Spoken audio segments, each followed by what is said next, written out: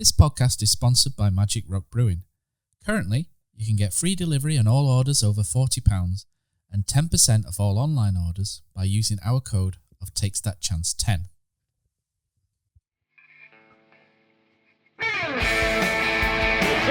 Jepson's there, Billy in, a goal, Chris Billy, Huddersfield Town. The most famous goal of Chris Billy's life. Is this the moment for Lee Fowler? It is. Take your place in Division 2, Huddersfield Town. Ruby and Steve Simonson's boots now. He's missed. Steve Simonson clears the frame of the goal and collapses in a heap of tears. Huddersfield Town are promoted. Mustafa Schindler has a chance to write his name in Huddersfield Town legend. And he takes that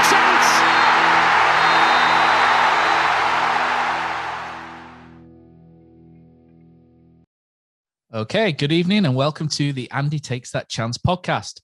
This past week, Huddersfield Town cemented their place as the Championship's version of a Muller yogurt team. Firstly, the team gave us the much-needed pleasure of a 2-goal victory over Nottingham Forest, but alas, that feeling didn't last long as it was predictably followed up with pain as we saw a ragtag display against local rivals Barnsley, in which the Terriers fell to a 1-goal defeat. But at least the good feeling lasted longer than the fated European Super League, where this past week more football clubs released worrying financial reports due to the impact of the COVID pandemic, and the richest 6 clubs in English football responded by trying to drive a bigger wedge of inequality between them and the rest. Fan power won in the end, and as supporters are asking their clubs for more ethical accountability, Town responded with a questionable shirt sponsor for last night's game. Joining me, your host Matt Shaw, to discuss these topics and more, we have the Iceman, Brady Frost, West Yorkshire Chief Sport Correspondent, I think that's your title. Something like that. Jonathan Buchan, and Huddersfield Town cult hero legend. There's no mistake over that title. It's Ian Dunn. Good evening, everyone. Good evening. Hey guys. How are we doing? First of all, are we all good? Dunny, after your little spell, your little cameo behind the microphone as well at the weekend at Forest, all good? Oh, good. Yeah, I thoroughly enjoy it. Johnny was. I spoke to you on Monday, didn't I, Johnny? Yeah. About the game. But I thoroughly enjoy it. It's a little bit of a difference from going to watch some of the games that York City watch every now and again. So I get to see some big grounds and see Town, see how they're performing. It's always good to catch up. And you're a good luck omen as well. And this weekend, you're back in place of Matt Glennon. So there you go, lads. 3 points this weekend at Blackburn. Easy. Oh, feeling the pressure already. I've tagged that already.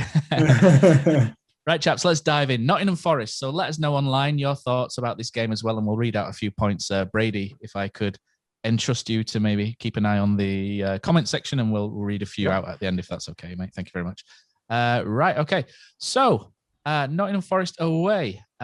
Firstly, Town sprung a pleasant surprise, really, with the return of both fullbacks, Harry Toffolo and Pippa returning, as well as Josh Koroma on the bench. These are players we've really missed, Johnny, from what you, just as you're taking a drink, sorry. Just I'll bide some time and then we can lay you back in. I think they've been key, haven't they? Toffolo is, for me, one of the best left-backs in the Championship. And I think that's maybe a topic we can talk about later on, and whether he'll still be a Huddersfield Town player next season in the Championship. But he is certainly a player that you've missed massively, as I think Koroma, who obviously came back in the other night, is as well. But just having them in their right positions actually also then benefits everybody else, doesn't it? Because you're not having to drag Lewis O'Brien into left back. You're not having to play Edmonds Green at right back. It just gives you that balance. And it gives you those players who can get forwards, but also have the engine to get back as well and help out defensively, which from everything I heard and read from the weekend, from the Forest game, was one of the main keys. That, it was solid at the back, but it also had that threat going forwards. And I put a lot of that threat from earlier in the season down to that partnership on either side, on either flank. 100%. So, Dunny, the game itself, Forest really sort of dominated the first 20 minutes and Town clung on a bit, but I think Town showed some decent mental resolve, really, to keep Forest at bay, you would say, during that first opening period. I think you summed it up there. When I was watching, because obviously I see it, I've seen Town on the TV. I've only seen a couple of live games, obviously, same as everyone else. But that first, 15, 20 minutes, Town looked really nervy, and they looked like the team that had most to lose. And Forest were playing a little bit freely. I must be honest. For that first 20 minutes, I'm thinking, blooming heck, this is going to be a long afternoon, because Forest looked $1 million. But it was more by virtue of, I think, with hindsight and as the game progressed, and in reality, it was Town's nerves. They were nervous and they were trying to play the ball around the edge of the box, which they do. And I know why they do it. I'm not keen on that myself. And I think I mentioned to Oggy during commentary that kind of football almost encourages the opponents on, especially if you're not A, confident, and B, have the ability you need and the composure to do that. And Town looked really jittery, but Forest didn't take. They looked, to be honest, when they had the chances, they were hitting Rowe's head. It was incredible.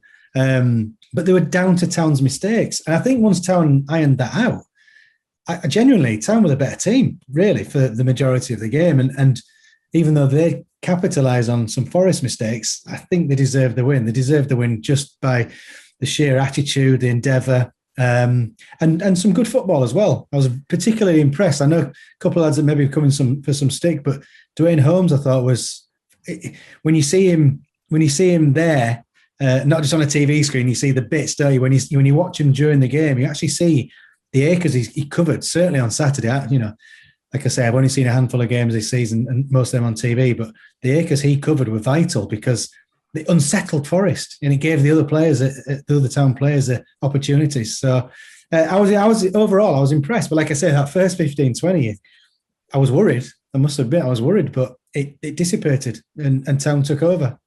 For me, I thought Town's passing they almost passed Forest out, if you like. It was almost like a bit rope-a-dopey, if you like. So Forest first 20 minutes looked very good, and then Town sort of took the sting out of them a little bit just by keeping hold of the ball and got themselves back into the game. And I agree, I thought Town were the better side after that opening 20 minutes, and that tactic worked well. So fair play to Carlos and the team for that, certainly. And one player that I've been trying to single out a little bit for praise in the last wee while, and I put something on Twitter, I think, about this and that. He's probably the most improved player for Huddersfield Town in 2021, and it was great to see Aaron Rowe get his first league goal for Huddersfield. I thought he was really impressive over the two games as well, against Barnsley as well. I think he's been really impressive, and he's really kicked on in 2021.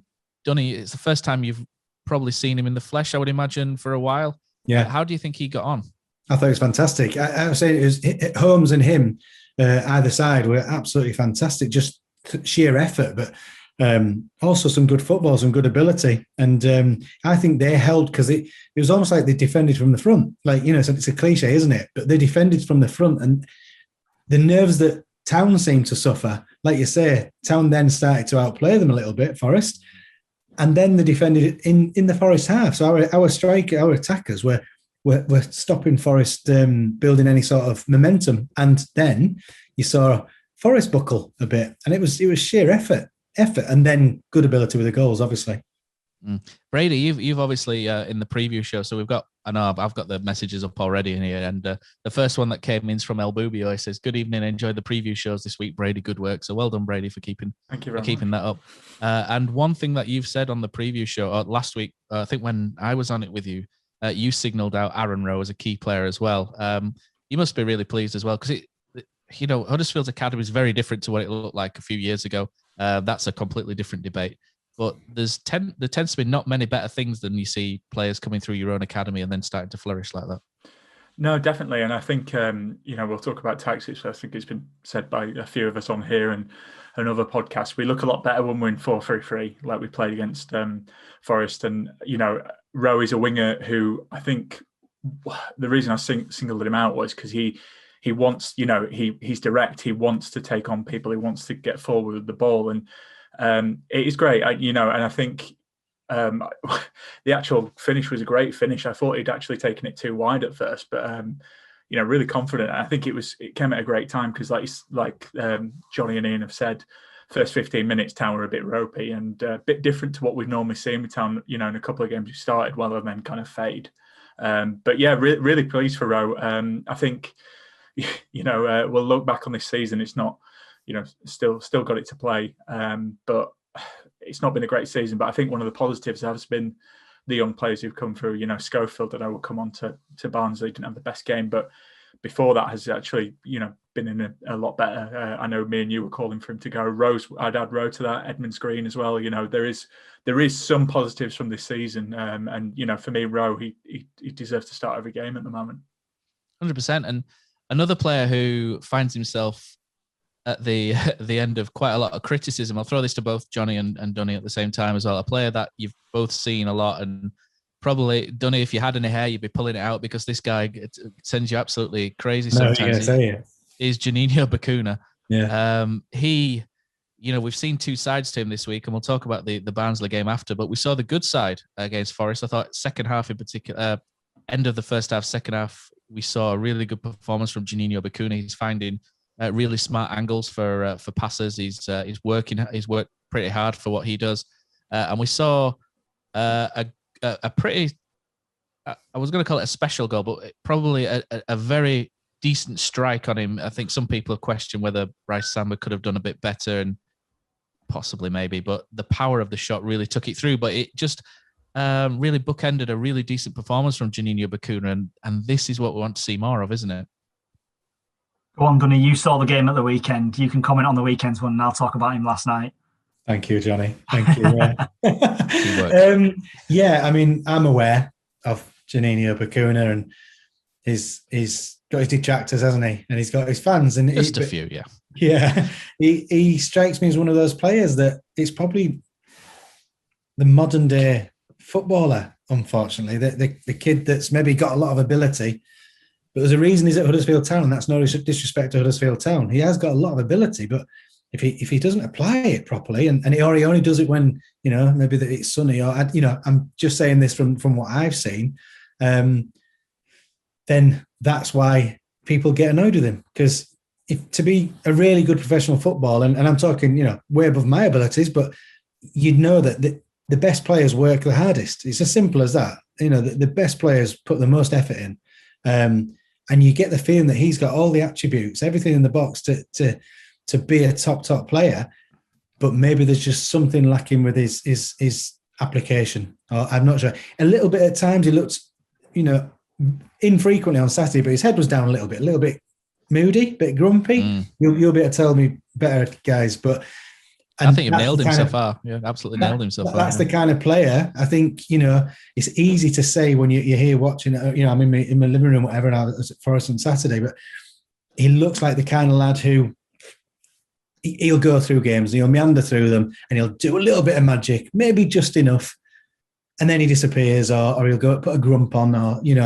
And to be brutally honest, if you could have the Jani Bucouna, who was fantastic on Saturday, for even 80% of the season, which is what you would expect a team that's going to potentially, challenge to get promotion. You need everyone. You need 8 out of 10s just about every week. Well, if he's a 5 out of 10 some weeks and a 9 out of 10 one every 4, that's no good. Not for a team that wants to do well, and that's why. Yeah, you struggle. It's an easy analogy, but if you're going to challenge, you need players at 7, 8 out of 10 every week, and they throw in a 9 or a 10. Not ones that are 5 or 6 every week, and they throw in a 9 every month. And I get the impression that, without being too nasty to the guy, I don't know him, but he looks like that kind of player to me, that on his day, I hate when people say, on his day he's brilliant, because he probably got more days when he's not on his day, and I don't know if that's being harsh. You'll probably tell me, but that's what I see. I saw the best of him on Saturday. In fact, if I had only seen him on Saturday and never seen him before, and not heard and read about him, I think he's a world beater. At times he looks fantastic. Simply, it really does. But I can see the grumpy side to him, and that's an issue that only managers can solve. Well, to be honest, only he can solve, because if it's in there, he's got the physical attributes, he's got the skill, but if in there he only turns it on every now and again, then you've probably got a little bit of an issue. Have you come across? Sorry, Johnny. I was going to say, have you come across players like this before when you've been playing? Not necessarily at Town, it could be anywhere. And what was the solution really to this? Is it just a case of letting them move on, or does it eventually click for any of them and then you get more performances out of them?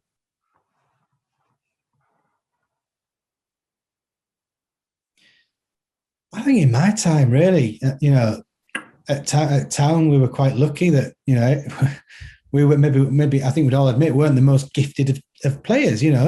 We had to work hard for any rewards, so we didn't really have any of them in the camp. But I don't think Neil Warnock would have players like that in the camp. He'd soon root them out. He would. There's maybe a couple in his early days that he felt. I wouldn't name names because they're fantastic players and went off to have great careers. But for him at that time, they weren't his Huddersfield Town players, and they soon went. You probably guess what I'm on about, but I know you mean. Lads that went on and had brilliant careers. Don't get me wrong, they were fantastic players. But for Neil Warnock, he preferred a lad that would give effort every week than your superstar. And what is the answer? I'm not sure. It'll either the player, it'll dawn on the player when no one comes knocking on his door, or they sink. They go, and everyone's writing stories about how good they could have been. But yeah, it's down to the player. The manager can only do so much. Go on, Johnny. Sorry for cutting you off.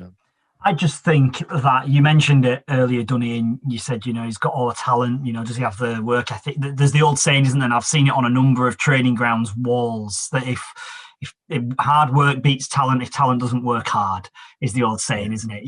And I think it's exactly a case of that with Jani Bucouna.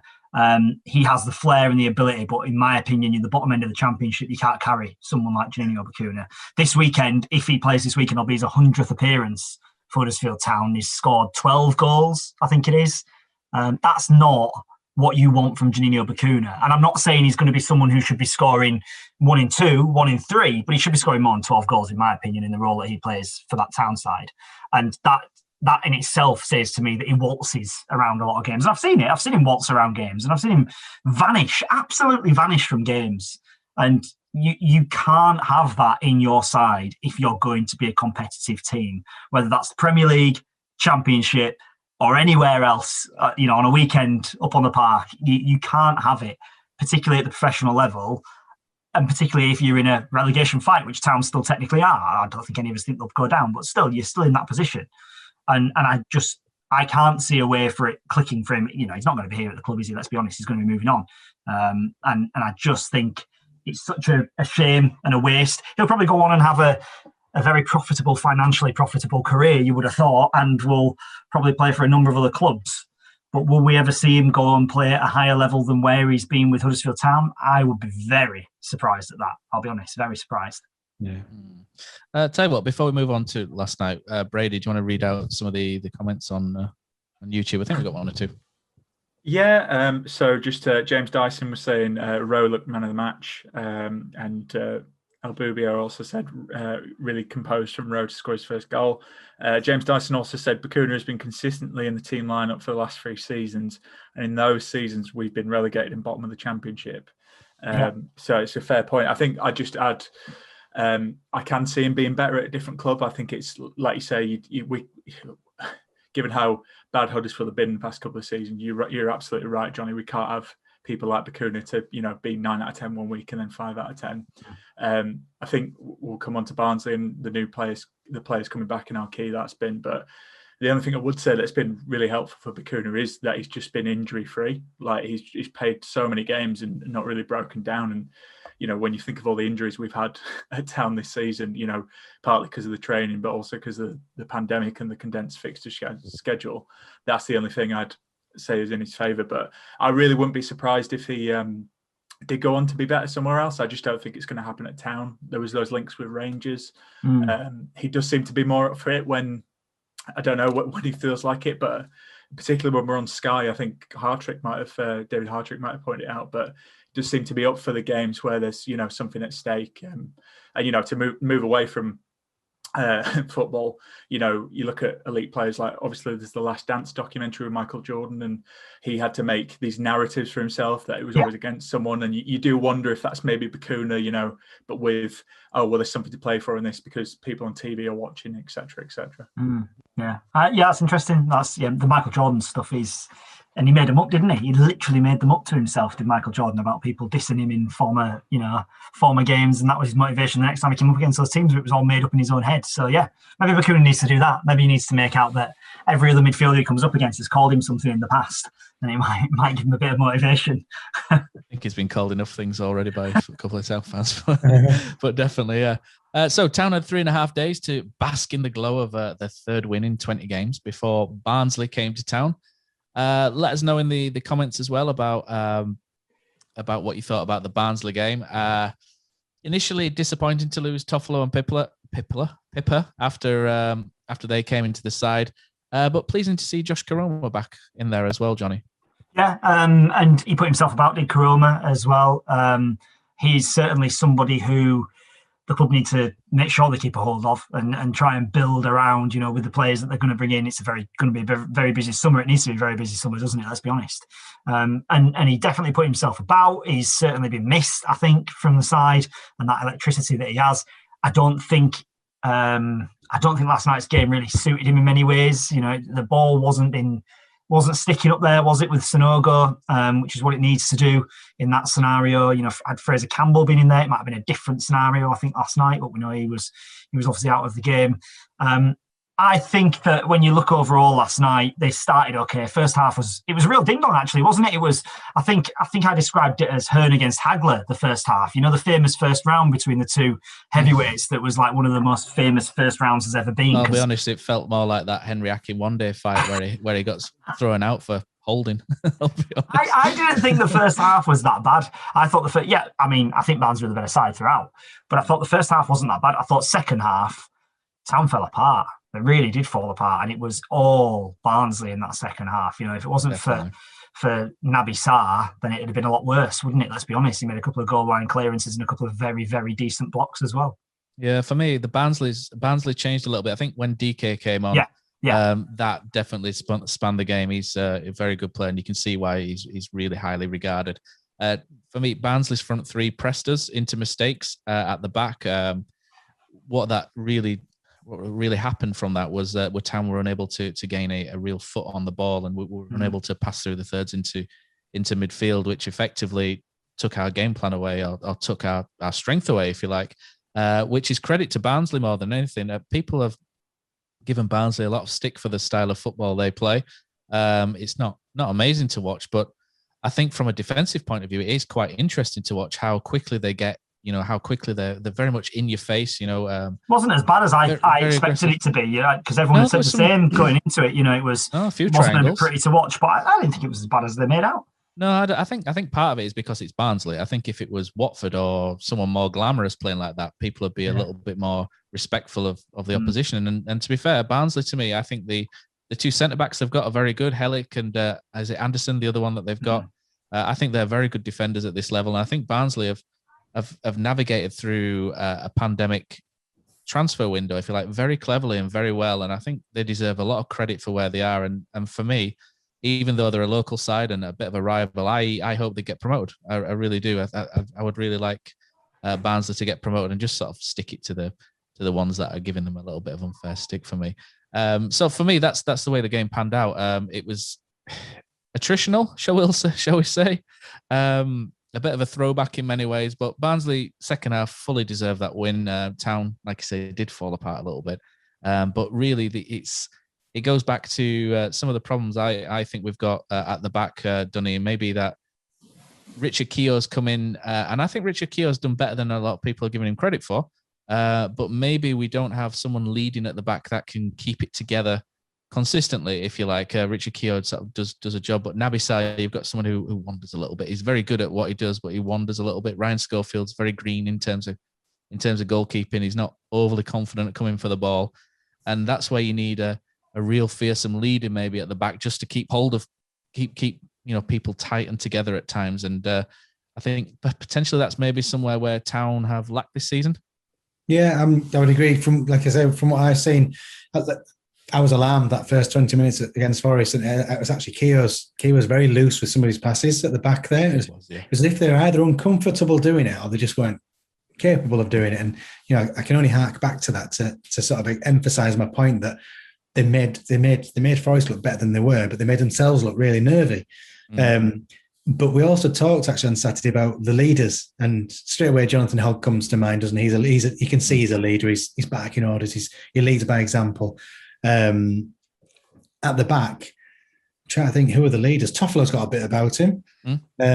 Keogh, I would have expected, the career he's had, he's had a fantastic career. He's been a very decent player. I would maybe expected a bit more from him, but you guys will tell me he didn't seem like a natural leader on Saturday. I don't know why, but you're right. Naby Sarr's a bit green, but he's not a bad player. I think he's going to be quite he's going to be a good player, I think. But yeah, you're right. There wasn't you expect a dominant centre half, or teams that do well tend to have that dominant centre half who not only makes his own players think about what they're doing, but the opposition will know who he is, and they'll be a bit wary of him. And that is maybe something that Town need to address. But if they've got real designs on challenging for the upper echelons of the league, I think they need a few more leaders right through the team. To be honest, Saturday proved to me there was, like I said, there was Hogg, and to be brutally honest, there was Hogg probably who's shone out, but he does every week. Is he so dominant that the rest don't look like leaders or not? I'm not sure.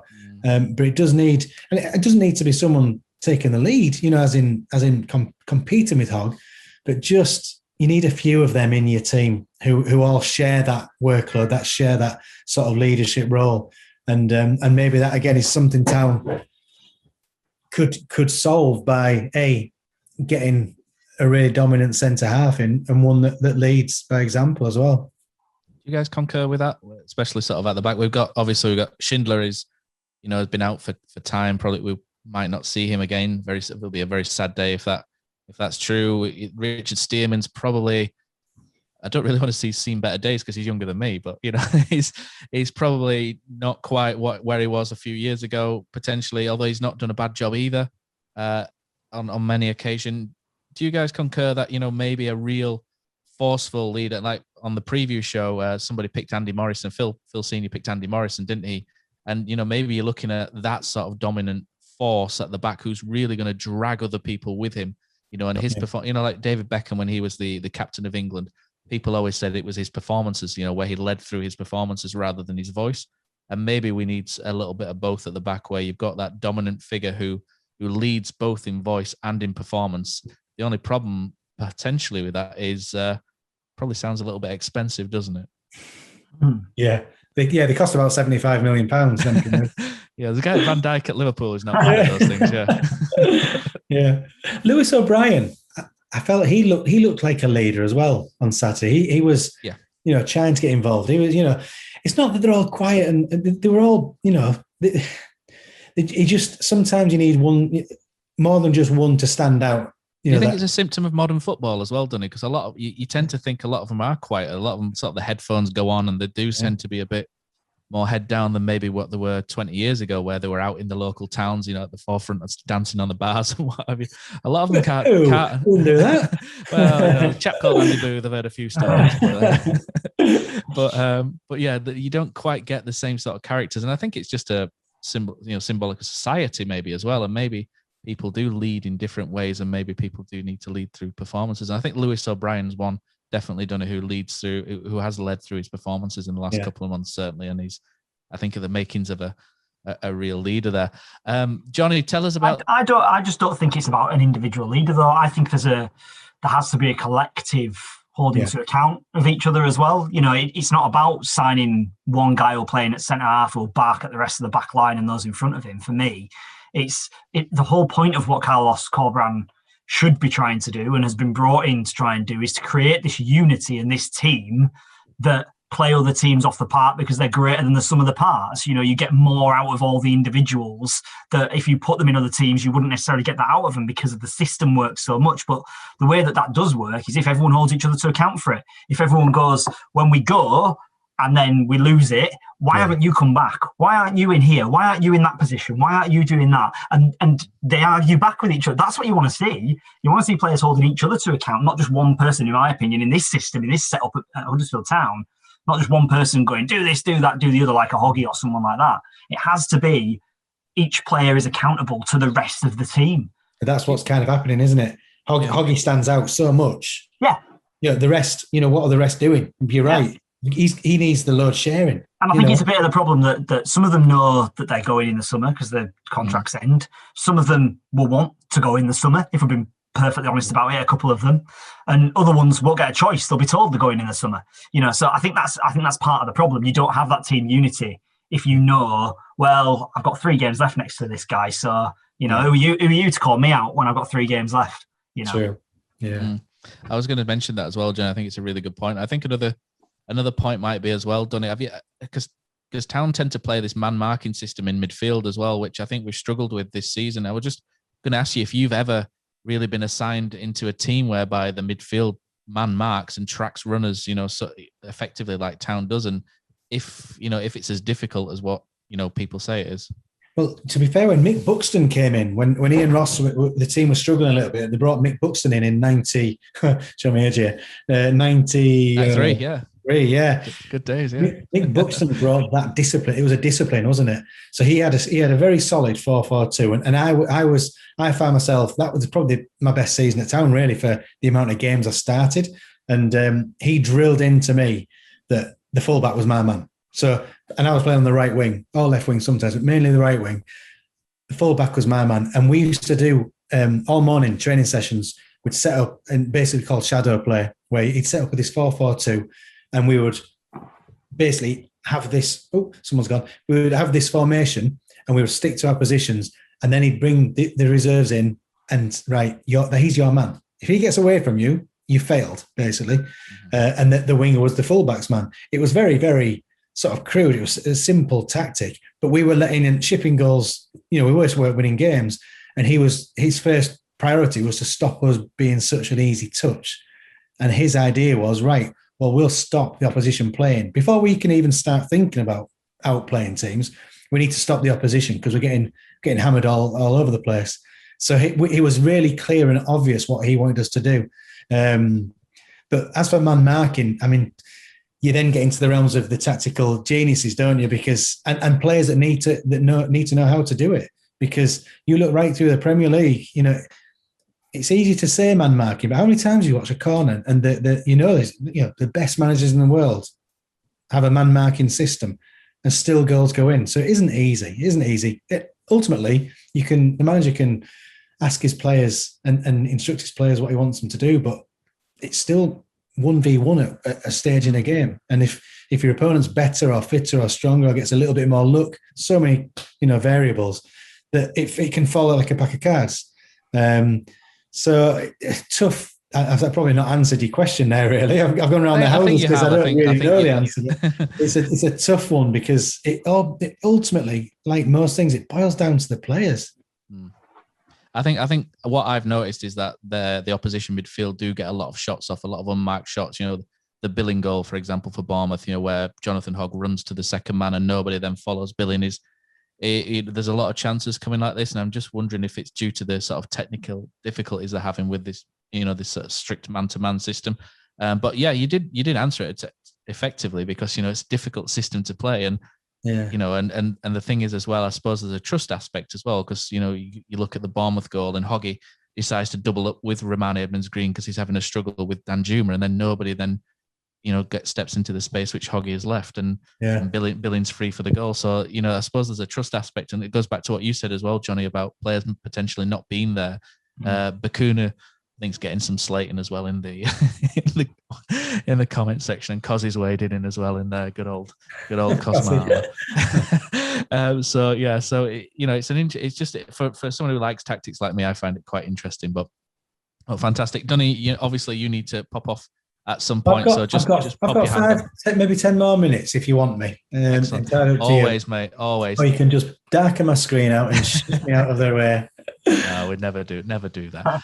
But Johnny, tell us about the speaking of Bucouna, tell us about the other side to this flawed maverick, shall we call him? The goal Barnsley scored. It wasn't great, was it? Really, there's three sort of different aspects of this goal. That firstly, the free run the guy has down our right-hand side, which is pretty much unmarked. The ball into the middle. For me, Jani Bucouna is favourite to get that, but and this goes back to what Dunny says as well, to clear that ball, he needs to get kicked or he will get kicked. And he doesn't want to get kicked, so he pulls out, and therefore it leaves an overhead kick for DK.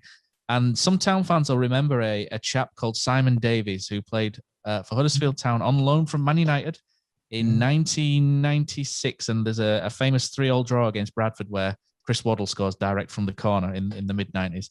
They went 3-0 up, all from corners in that game. And on the first corner, Simon Davies stands on the outside of the post behind the goal rather than on the inside. And poor old Dwayne Holmes didn't he? Yeah. And for me, it just brought back memories of Simon Davies stood on the outside of the post. Not that that's technically what Dwayne did, but it had shades of it, if you like. But just tell us about that frustration there. All around it was poor, wasn't it? All around, let's be honest, the ball in was far too easily into the area. The way that it actually got through to where DK was soft as well. I mean, you have to give all credit to him, the way that he managed to move his body and get into the position to pull that off. The overhead kick was fantastic. You have to give him credit. But you're right. If it was a Keogh in the position where Bucouna is, Keogh's throwing anything at that. Every single bit of his body is getting thrown at that. Naby Sarr is throwing every single bit of his body at that.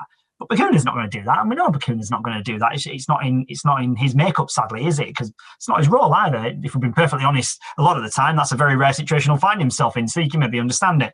Dwayne Holmes he's neither use nor ornament where he is. He needs to either be closer to the ball, doesn't he, trying to get something on the ball, or he needs to be on the post.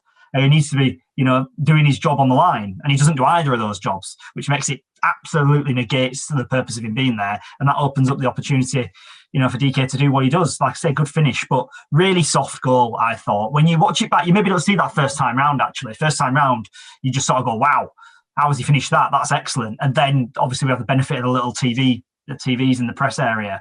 And it comes through again, and me and Matty looked at each other and both just pulled a face. And I think Matty went, Holmes. Oggie's still describing it, and Matthew just looks at me and goes, Holmes, where's Holmes? And then we obviously go and say exactly that on air as well, because he's not really doing what he should be doing in that role.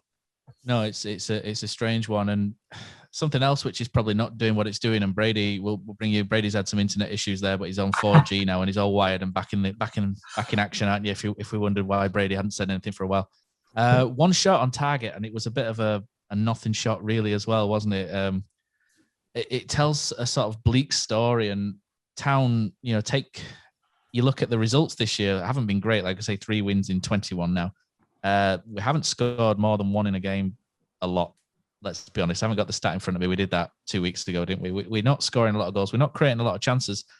It's becoming a real problem area, isn't it, for Town at the minute, which obviously could be alleviated with Mbenza, Karoma, etc. coming back. But since the turn of the year, goals are getting harder to come by. Yeah, I mean, sorry, I'll jump in. I've got that Super League Wi-Fi, so it starts off well, but then falls under any pressure. But yeah, to get it, had to get it. Very good. I think, to be honest, it's not just been this year though. It's been for a while. Town, chance creation problems. You can even go back to the Premier League and didn't score many. Even under Wagner, a bit similar to Barnsley, only winning by a single goal. It is really concerning. I know we had a couple of games where we'd score, more than 2. You think of like the 4-3 defeat. That's typical Town, score 3 goals and still lose the game. It is a concern. I think you can put, like you say, Karoma. We weren't expecting him to be so key to us this season, but obviously his injury. But it's not, it's interesting because on the previous show I was talking about Danny Ward, and a few people disagreed with what I had to say. Whether he's been just a few, yeah. Whether he's been a good signing or not. I mean, he's been injured, so I don't think you can say based on what he's done on the pitch, whether he is going to be a good signing or not. I think the injuries are a concern, but when he's played, for example, someone who is known to be one of the better finishers at the club, he's been in the 7-0 defeat or the 5-0 defeat when he's basically playing with the second team. It's a big issue, and I don't want this to be a Bucouna bashing, but Bucouna, for me, when he's in good positions, he'd be the person you kind of expect to make the right pass, and he doesn't. And I think that's kind of throughout the team. Holmes didn't have a great game in this game. The kind of getting away from the shot for DK's goal kind of sums it up, but it is a real concern. And, that's something that needs to be addressed in the summer. I think there's a lot of issues that need to be addressed in the summer, and that could be a 4-hour podcast. But that's the real concern for me. It doesn't matter if you have Lewandowski up front for Town. Like, if he's not getting a service, we're not going to score. Guys, he only played 13 minutes. The first time he's played 13 minutes since mid-December, I think. Carol Eiting came on and immediately changed the game. Dunny's got a similar cat to me, Ragdoll. Yeah. Look at that piece. That's huge. A seal mitt Ragdoll. I've got the same type of cat. There you go. I said hello. Sorry about that, guys. The door was closed, but this Ragdoll. He's a big lad. He can barge it open. Yeah. Negotiate doors. Yeah, right. But yeah. Quality. Carol Eiting. He's telling me it's called not the name or of something. Dunny's cat, but he came on. 30, it's called Indy. Sorry. Well, cat. Yeah. Anyway, Carol Eiting, Dunny's cat. Excellent. We saw potential straight away. The first pass he did almost release somebody behind the defense. When is the last time we've seen somebody play a defense splitting pass to put somebody in one-on-one? I can't remember. There's probably a few, but I can't remember any off the top of my head. And immediately he made an immediate difference. And it's a case of really, if he's fit, could do with playing him, really, couldn't we? It's going to be a stretch to get him fit. But how good was it to have Carol Eiting back? And I'll throw that out to any of you who want to pick that up. I thought he was great when he came on. We'd seen him the last couple of games, actually, the last couple of home games, sort of making his way up the stands, hurdling the seats, and I was a bit like, oh God, you just had knee surgery. Don't go hurdling those seats. But clearly he's a lot closer than we thought he was to being back. Do you know what he had? He had energy and he wanted the ball. And there was a few times he dropped in between the centre halves, played that little square ball to the centre half, drawing the striker to chase it down, and then pointed and said, play it into the space there and I'm on it. And a couple of times they did. And then he's advanced 20 yards with the ball. He's got to the halfway. He is somebody who does have that zip and does have that real quality. Will he be back at Town next season? That's another question, isn't it? Will he be able to come back to them again on loan? He's not played much this year, so you would have thought that they were looking to get him out again, and there's no reason why they wouldn't want to send him back to somewhere he's clearly enjoyed his time. So hopefully he will be, but I think he could be a very key player for Town moving forwards if they do manage to bring him back. 100% agree with that. You look at Barnsley and they've got Alex Mowat, not like for like exactly, but Alex Mowat's got a good left foot. He can pass the ball around, decent shot on him. If Barnsley don't go up and Mowat's available, Huddersfield won't get him. But somebody like that is the target really, to bring someone in. And Carol Eiting for me, he comes back next season if there's a small opportunity. I think Huddersfield have to pursue that. Mainly, what's the most disappointing thing of it, though, Johnny, for me, was that just before he got injured, it looked like he'd just got up to the physical demands of the Championship as well, in terms of, shoulder to shoulder body, and he was starting to brush people aside. And I thought, and I was making jokes, in our WhatsApp groups and stuff, going, we need to make sure we agree a price as soon as possible with Carol Eiting for January, because he's just clicking in the Championship. And then it's a good job I'm not chairman, because his knee goes, and you'd have looked it'd have been a bad decision. But it'd have been another Umani ass, yeah. Yeah, exactly. Poor old Umar. So Barnsley. So after that game, Dunny, for me, I think we all probably think along the same lines. Have Huddersfield done enough, do you think, to stay up now, or do you think there's maybe another point or two needed on the board? I mean, it'd have to be. I mean, you don't want to tempt fate, do you? The truth is that I think the other teams have just got too much to do. I think Town, that win on Saturday was so important. Came at a good time as well. Rotherham, they're a little charge, haven't they, the last few weeks? They've picked up a few points, but they needed Town to lose. Aren't they? They are so unlucky, Rotherham. Yeah. They needed Town to lose, and Town didn't. I think Town have done enough. I think, touch wood, barring any disasters, they should be in the Championship next season. I still remember 2001, and I think at one point Huddersfield were about 5 points away from being relegated with 2 games left, and still managed to get down. So 4 points, I think it was. And scrap that last 5 minutes. It's a lot to play for. I still remember Ben Thornley missing that chance away at Wimbledon, which would have made us safe with 1 game to go, and then we still ended up getting relegated by Curtis Woodhouse that day. And Trevor Francis had recalled Peter Unlove from us early in that season, and Peter Unlove was making such a difference, and he recalled him to swap him with Curtis Woodhouse, and then Curtis Woodhouse came back. We struggled for goals, and Curtis Woodhouse relegated us. What wasn't it about 5 results that day? 5 results that day had to go in the right direction for Town to go down. It was Portsmouth. Like Portsmouth beat Barnsley because Barnsley fielded a youth team. Not that we can complain about that, considering Blackburn, the other year. So fair enough. They lost 3-0, and obviously you get 46 games to get yourself safe. Crystal Palace had to beat Stockport as well, and I think there was Grimsby as well in there that needed to get something. And Crystal Palace beat Portsmouth in the last minute through Dougie Freedman, and it's the most blatant handball you'll ever see by David Hopkin in the middle of the field. He pretty much catches it and then releases Dougie Freedman, and he scores. And last minute, and Huddersfield are down in the last minute. It was cruel, and it took us 11 years to get back to the second tier from that. So it was. I'm still bitter, Johnny, because I had to watch Town 11. Really? I'm just looking at the table. You'd be more worried if you're Derby, wouldn't you? I'm just looking at the table now. Derby. Rotherham have got Derby in the sights. It's one of them two for me. I think Town have done enough, and there's no reason at all if Town can't continue. Particularly how they played last Saturday, they could go and get points at Blackburn. Yeah, absolutely. Yeah, there's definitely potential. Yeah. They're safe. He said Brady. it. He said it. The Ian Dunn stamp of safety approval. God, seriously. I mean, We'll have to Photoshop something like that. Brady, do you want to? Dunny, you feel free to jump out anytime. But Brady, do you want to read some comments from the Bucouna comment section? We'll call it this week. Well, it's changed because Cos has got involved.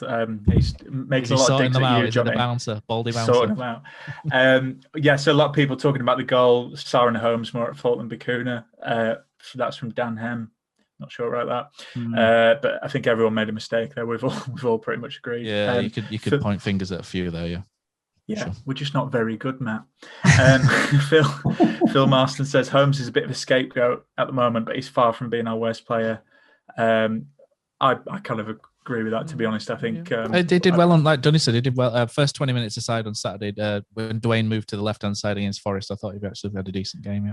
Yeah, definitely. And he's not a right wing back, and he's been playing right wing back. I think of course he's going to put in a poor performance. And Barnsley did target him last night, to be fair. James Dyson thought Holmes was good on left against Forest, started well against Barnsley, but after 30 minutes it all went downhill. Nick B, this is a good point I wanted to mention because I just didn't get a chance to jump in about Eiting. Vallejo and Eiting are the only 2 decent passers of the ball we have in my opinion. It would be great to see them in the same side. Completely agree with that. I think I know we've covered Eiting, but no coincidence for me that our best run of the season's when Eiting was playing well. And James, actually on our previous show for Blackburn, you can go listen to that now. Little plug there. James made a good point, like fantastic player. We knew what we're getting with a player from Ajax and ball carrying ability, but the injuries are a concern. He's 23, he's not made 100 appearances yet. That's the only thing against him. But I think technically and what he brings to the team, absolutely getting back next season because there's not really anyone like him. What else? Vallejo, hugely underrated. That's Albubio again. We look so much better with him in the team, and we created so many more chances before Eiting's injury. Vallejo's been out, hasn't he? Injury for the last 2 games. I don't know if he'll be back at Blackburn, but I would get him in. Yeah, it's concussion for him, isn't it? So he's lost a bit of peripheral vision, according to Carl Scoran, which is a little bit concerning. Concussion protocol is usually 10 days, and it's been quite a bit longer than that now, hasn't it? So he's not allowed to head the ball as it stands at the moment. So he's certainly not going to be back anytime soon. You wouldn't have thought, probably not for the weekend if he's still in a position where he can't head the ball. He was there. He was at the game the other day. He was stood on the pitch having a chat with Carol Eiting ahead of the game. So he's there and he's in and around. But obviously they have to play it incredibly careful when it comes to something like concussion. I think player welfare is definitely important, isn't it? Because you hear some stories from when Dunny was playing. Darren Bullock was telling us a story about how he had an injection in his, I think it was his heel or his Achilles, and it made me wince at the time, and player welfare is obviously, must have moved on drastically from then. It seemed to be to, the Neil Warnock days, and not specifically aimed at Neil Warnock or anything, but it seemed like back in the 90s, it was, you've got to get these guys out on the pitch without a sort of thought for the consequences long term, maybe.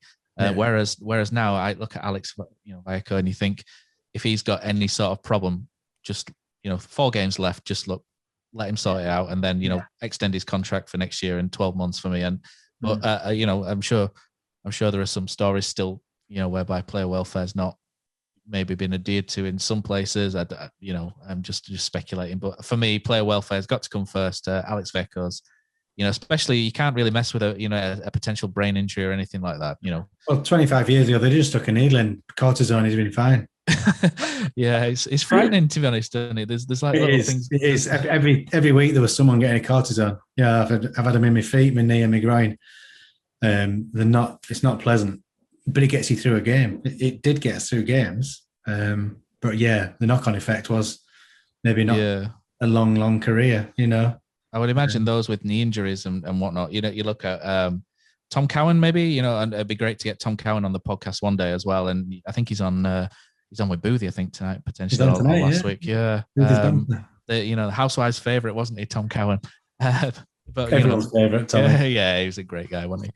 But you look at him and his knee injury. He had a bad knee injury at Town, had surgery, and I remember him.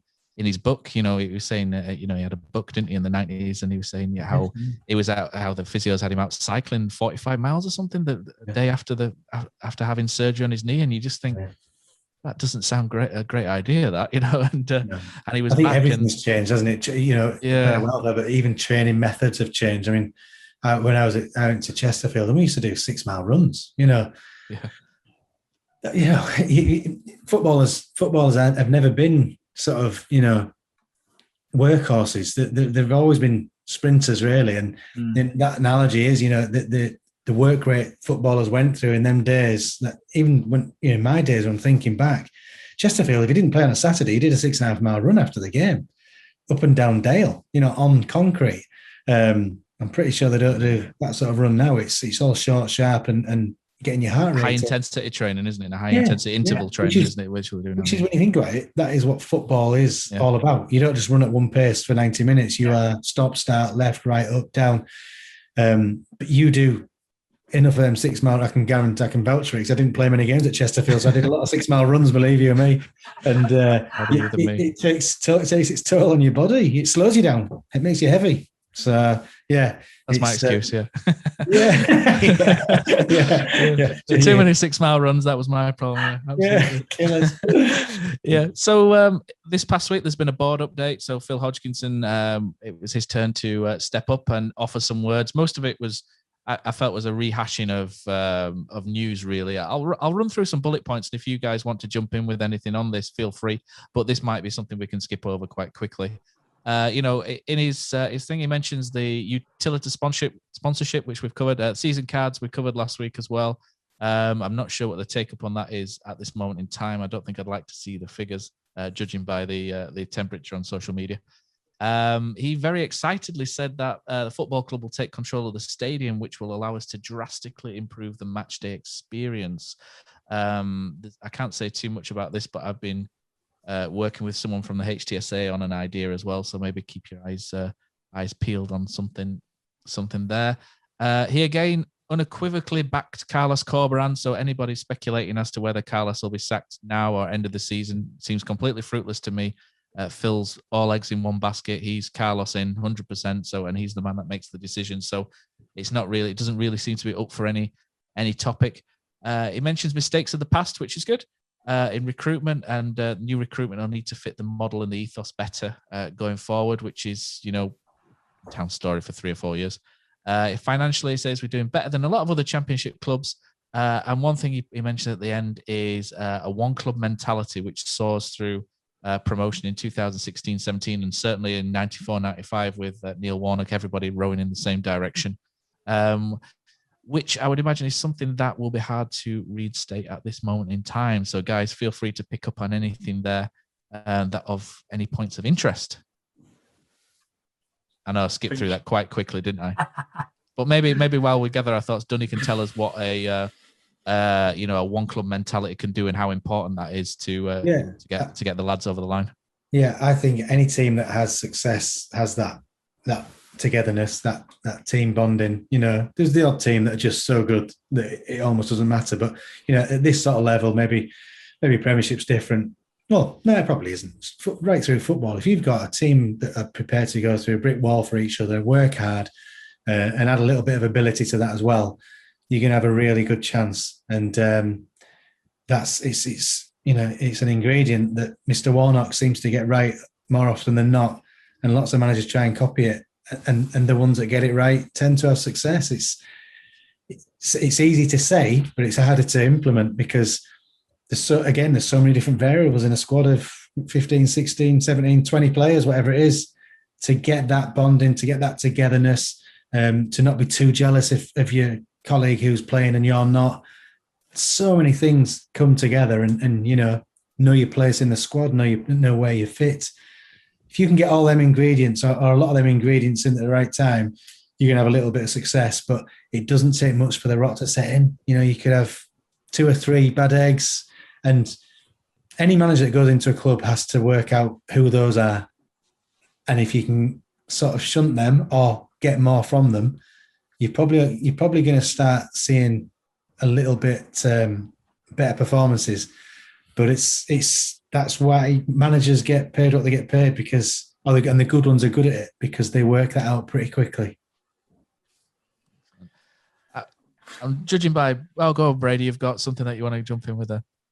Just with the update, I think it was one of the better ones. I agree with you, Matt. I think a lot has been said before, but we just need to see action now. We won 3 games in 21. We've in 3 and 21 games in this year. Yeah.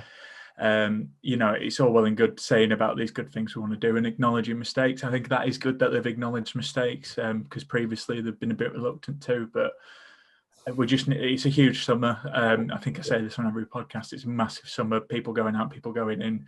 I think the excuses are running out. I'm not saying COVID hasn't played a part in the club. Of course, it's played a part in many clubs. But we need to see action because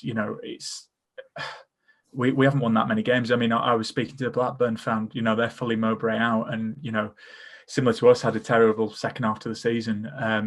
I think it's still I think it tells you a lot about Huddersfield Town that, yes, some people think Carlos might be the right man, but also a lot of people think it's not his fault. And I think that tells you everything we need to know. So it's a huge summer.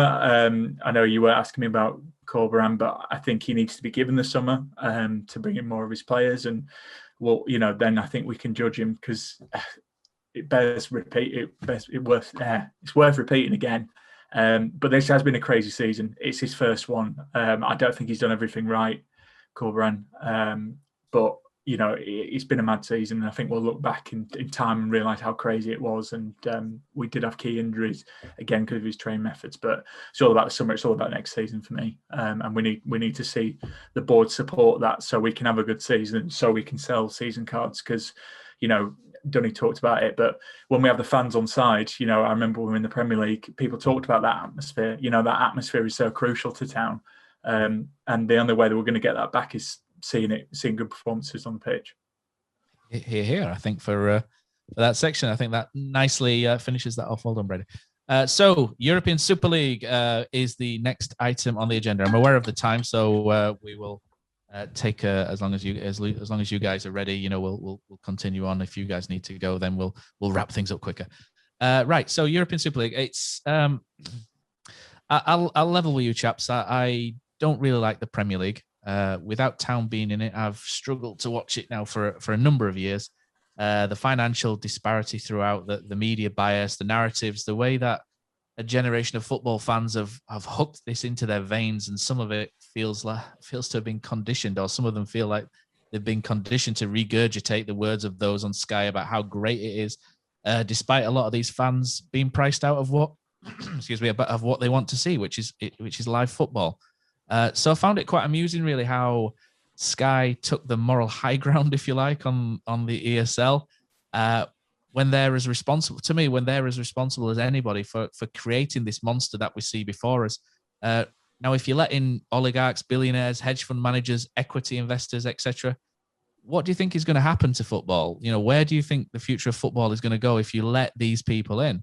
They push. And if you base football completely on success and promote success and champions only, which Sky do, what and who are your foreign markets and investors going to want to be associated with?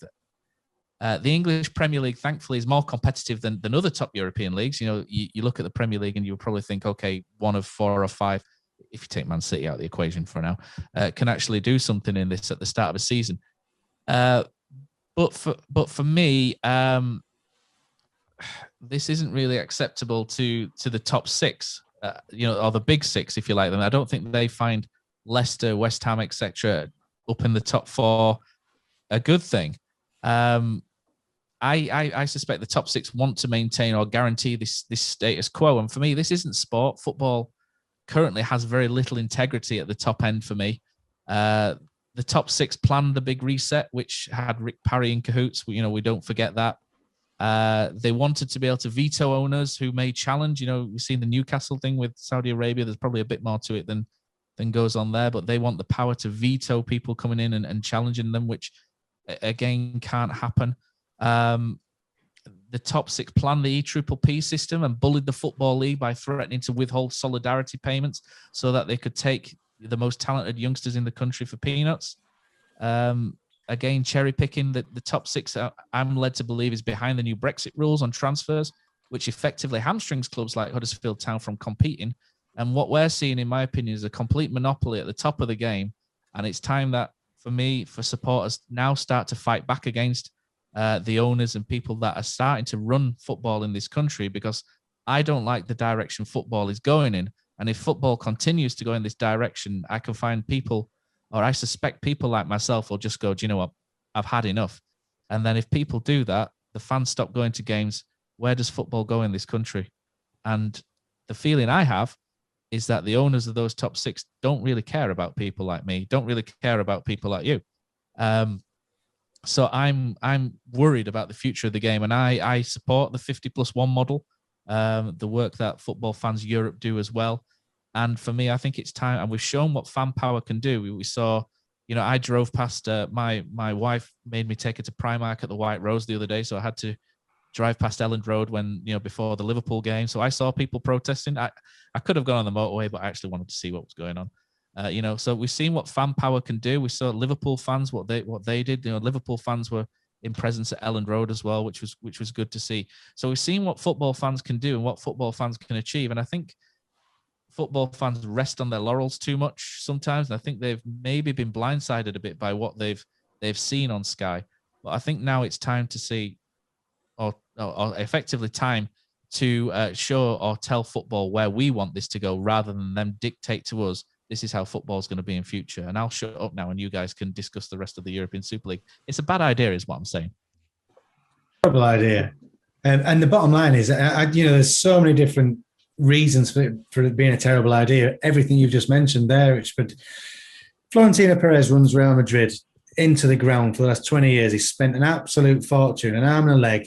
He's mismanaged his finances disastrously, and they've had a lot of success. And they love that the grandeur of winning umpteen Champions Leagues, don't they? But it's cost them, and they've been bust before. The government bailed them out last time. The training ground and give them it back. The training ground, yeah, exactly, yeah. So the guy, I don't know if you've seen him on TV today. He looks like a desperate school child trying to get the extra pound off his mum. He's unbelievable, and because I think he's worried that his legacy will be the one that ran Real Madrid into the ground financially, because they're on, and to say that the competition isn't there, there's no great glamour games. Well, if you stopped buying Real Valladolid's and Zaragoza and Cadiz's under 12s or whatever it is, and getting them into your academies, and maybe some of them make it, but most of them don't. If you stopped cutting off if you cut off the supply line of young players into that Spanish league, then you're always going to have Real Madrid and Barcelona. And it's the same with our top 6. Liverpool sign a 15-year-old from Derby. There's got to be rules in place where that doesn't happen.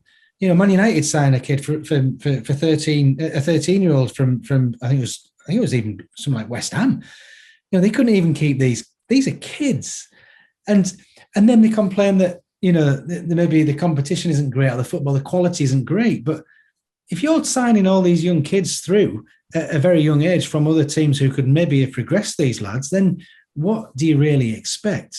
But that's just one element of this whole thing. I think that the top six chairmen or the owners of the clubs have just been pure greed. I mean, that's the overriding thing. They've seen the pound signs, but footballers are no better now than they were 35 years ago. You're not telling me, you know, Ronaldo's any better than Pele or George. But, you know, it goes in cycles. There may be different kind of statures and physiques and that, but football is still just about the same product. It's about beating each other. And you'll always have teams that float to the top. But the beauty of the English game is that teams have a chance. And this Super League was taking away the element of chance.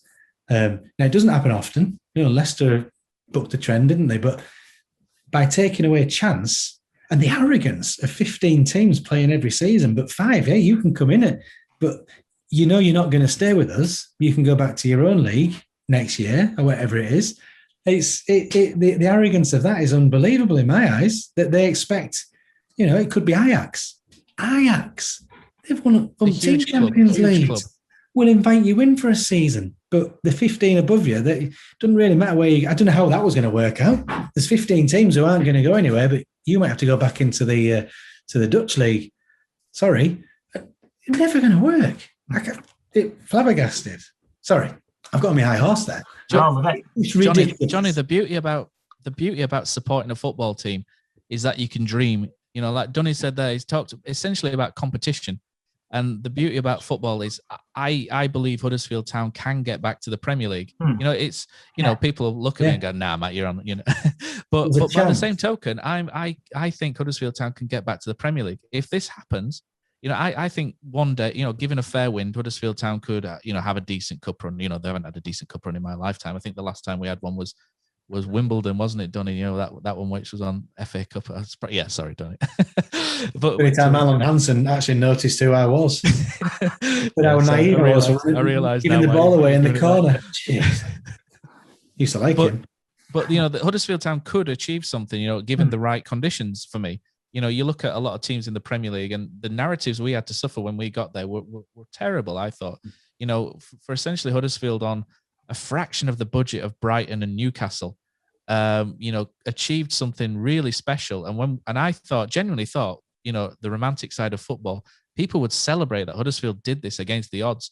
And when we got there, we were treated like lepers, essentially. You know, it was essentially turning up to a party where nobody wants you and kind of answers the door and goes, you shouldn't be here, off you go. And that was essentially the Premier League for Huddersfield Town.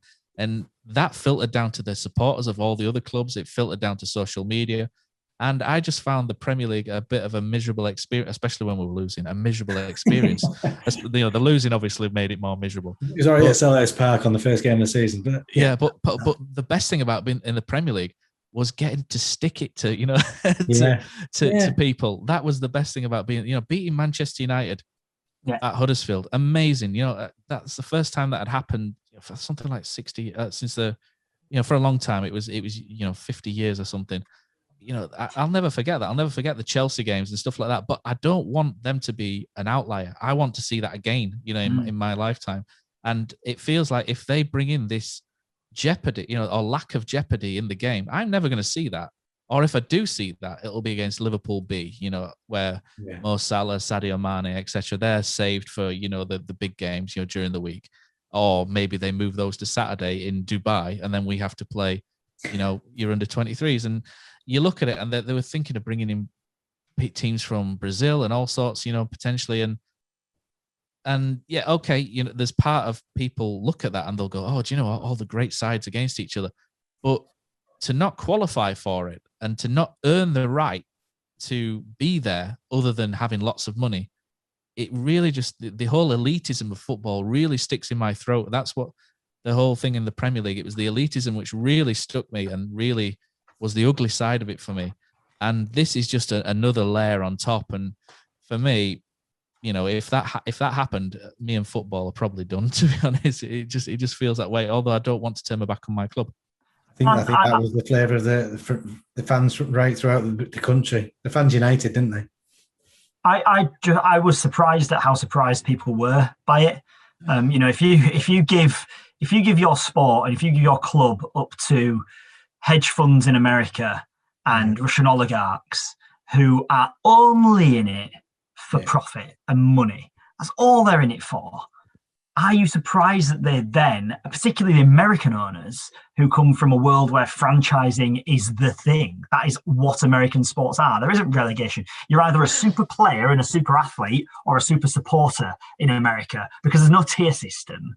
You might go watch your college team and they do get like 80, 90,000 for your college teams. Fair enough. But the only reason they also get that is because they want to watch the next, Tom Brady coming through their college team and then, follow him on to go and play for whoever he goes and plays for. They don't think twice about demolishing a stadium and moving a team that's been based there for however many years, 250 miles, because it's more financially beneficial and there's a better area that they can move it to and make more money out of over in the States. I don't think anyone can be surprised by this. John W. Henry's a disgrace, in my opinion, in terms of the way that he also then came out and did this very, in my view, very stale, fake apology. My response to that is get out of our sport, mate. Off you go. But I don't think that's going to happen. I think just having the audacity to do it, the club should be punished. And I don't think that should be financially punished because I don't think that hits them where it hurts. I think there should be, for a season, told you don't qualify for Europe next year. If you didn't want in the UEFA Champions League, don't come in it. Next year, you're not in it. Tough. A year out of it, and then we'll reset and you go again. We know for horrible reasons, British clubs were banned from Europe for many, many years. It's not something that hasn't happened before. So I don't see there's any reason why they shouldn't punish them on that front of things. I think when you talk about the finances and the dream that everybody has, I've sat and watched a Champions League semi-final in West Yorkshire. And I've also sat and watched that same team playing on minus 15 points in the bottom of the third tier. And it's all part of the journey. That's all part of the journey, great, though, doesn't it? It is. It absolutely is what makes it great. It's all because you won't appreciate that Champions League semi-final because half as much as you would if you hadn't been through the 15 points thing. I was at Ellen Road on Monday night. I was covering the game on Monday night against Liverpool, and I could see, still in my mind's eye, Lee Bowyer hitting the shot against AC Milan in the last minute where Dida drops it and it goes into the back of the net in the rain. I could see that still in my head because I witnessed it. And to think that would be something, of the past, something that would never be seen again for anyone other than those clubs that were selected to go into that league, is an utter disgrace, and just shows real disdain for the sport, for the country, for the fans, for the people. And if you don't get it, you never will get it. And if you don't get it, you shouldn't be involved in it. Off you go. See you later. Yeah, sorry. I'm going to go on a bit of a rant as well. But I think the thing is for me that was so shocking about it was how we don't care about this. Because I think if you look at stuff in general and how like society's going and businesses and stuff like that, they want you to like a lot of the marketing is, well, we want you to think we care. So you look at Nike, like they're getting behind movements, like, and that's a positive thing, and it's great that these brands are getting behind it. But it's because they want to sell more stuff. I think the Super League, it was doomed to fail. And don't get me wrong, the Champions League, again, that's another podcast. The reforms that might be a Super League eventually anyway. But they want you to think they cared. This Super League, they just didn't care. They didn't care. They didn't consult the fans. They didn't consult managers. They didn't consult players. Football, as much as you want to drill it down, you need fans and you need players. It's just crazy that they didn't think it wouldn't work. And you can get into loads of things, but you touched on it there, Matt, like people criticising Huddersfield for being in the Premier League. If you have this Super League, there's going to be a Huddersfield of the Super League, probably Tottenham, but it's true. But that's the farce of it. There's always going to be a whipping boy in the league, So the fact that it's trying to create more competition isn't ridiculous. Yeah. I think the thing that upset me the most. Yeah, exactly. And I think one of the things that upset me the most is like when Chelsea were, had 1,000 fans outside and they were pressured to pull out, and they did. I think the damning thing is they were reluctant to do it in the first place because they didn't need the money. And that's the thing. Like, whereas you look at, and Dunny made a good point about Real Madrid, they're in loads of debt because of themselves. Barcelona are in loads of debt, and that's why they're still pushing for this. But the fact that Chelsea, Man City don't need this because you've got an oligarch or a Gulf state, looking after your finances, it's ridiculous. But to kind of sum up my point, this needs to be a starting point, for change in football. I know Huddersfield Town Sports Association have campaigning for stuff like this, but this needs to be a turning point because, Johnny, I'm not saying this to have a dig at you, but Leeds with the foot earn it. If Leeds were in that position, they would have taken it. If Everton were in that position, they would have taken it. I think if there's any... Town probably would have as well, to be Town fair. would have, yeah. And that's the only reason these teams are moaning about it. I know York City would have, definitely. Yeah, I think you could go all the way through the Football League. And even, the reason that other clubs kicked back against it was because they weren't involved in it and they were left out of it. Of course Absolutely. It is. And but having said that, and I know what you're saying about the, earn it footballers for the fans, they had to do something. They couldn't sit there silently that night, and they had to do something about it because the eyes of the world were on them. And what was going to be the response from other Premier League clubs? And the first example of that was on the Monday night football against Liverpool, and they had to do it. Now, should they have offered the T-shirts to the Liverpool players ahead of the kickoff as they did, which didn't go down too well? Probably not. It's a little bit naughty. But they had to do something. And I think you have to say as well, you mentioned HCSA, you have to say to the Leeds United Supporters Trust, who got a plane at short notice flying over the ground with no to Super League hanging off the back of it. Fair play to that, because if you want anything to get on television and you're going to catch your attention, get a plane whizzing around. Yeah, exactly. The only person who's upset the Super League isn't happening is those playing companies, because you can imagine how many of them we'd have between now and then. What they're going to do. Excellent. So just for you guys, sorry Brady, if you're still going, keep going. No, I think that's it. That's the only thing I would say. Like, we've won a battle, but the war is still going on. They are still going to come back. It'll come back in a different guise. And, I think you can think about a lot about what you want to do. I think the teams in the Big Six involved, their chief execs or whatever need to resign. Ed Woodward stepping down, claiming he didn't want this in the first place, whatever. This needs to change because, like you say, we've talked about it for years. The gap between the Premier League and the Championship is becoming huge. So when a team from the Championship does go up, it's such a task to stay in the Premier League. You go for, look at Norwich, going from winning the league to clinging on for dear life and getting relegated, with a bit of a whimper. And that's what happens to most teams. And that's why we need to dilute the money down so it goes into these leagues, so it's more competitive and grassroots is better. This needs to be the starting point for change. Just to play devil's advocate, and this is probably another discussion. I know I was going half an hour ago, but it's really interesting. And fortunately, my wife said she'd give me a warning that we're ready to go, and she hasn't come up yet, so we're all right. But probably totally going off the case here. But we're all football fans, and we all support our teams. And you look throughout the Premier League. For example, the top six. There's a demand on them to go out and sign the best players in the world. That money costs. Those players cost money, not just the transfers, the agents' fees, the wages are probably. There's got to be something happens. I think that's what Brady you were touching on. That these players, we're all complicit because we all want the best. Yeah, of course. Liverpool, if they go and sign Mbappe, half their fans will love that. 120 million he'll cost, 150 million. Double that with his wages, and the fans will laud that. But someone's got to pay for it. Someone has still got to pay for it. But this is where football's gone way onto a different stratosphere. It's easy for me to say, but a salary cap. Mo Salah would still play for Liverpool on 100 grand, or he'd have his choice. If he was 100 grand a week cap, he'd have his choice of club to go for. He doesn't need 300 grand a week. Paul Pogba doesn't need 400 grand a week. These are way, way, way over inflated wages that someone has to pay for. Fans are paying for it through season tickets, but your TV helps pay for it, all the media and what have you. But it is an expensive business. So I am playing devil's advocate there, and that's why then you ultimately get the chairman and the owners who get greedy for more, because Perez wants to sign Fernandes and Salah, Mane, whoever's the big player. He wants to sign him, but he needs the money to do it.